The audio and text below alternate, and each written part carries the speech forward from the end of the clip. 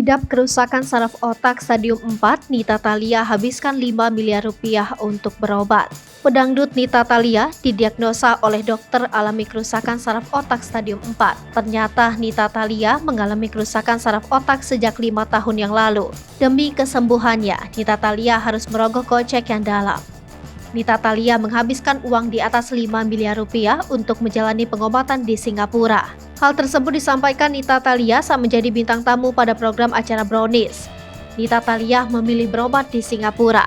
Tak bermaksud meremehkan keahlian dokter Indonesia, namun ia punya alasan tersendiri. Kata Nita Thalia, dokter menyebut penyakit yang dialami tak bisa sembuh total. Namun ia tetap optimis dan bersyukur kini tak pernah merasakan sakit lagi. Umumnya kerusakan saraf otak dapat disebabkan oleh bakteri, virus, dan infeksi. Nita Thalia alami dari faktor yang berbeda. Pasalnya saat itu ia tengah berada di puncak depresi. Nita Thalia pun bersyukur kini telah diberi kesembuhan oleh Tuhan. Ia menilai mungkin saat itu waktunya ia istirahat sejenak dari panggung hiburan.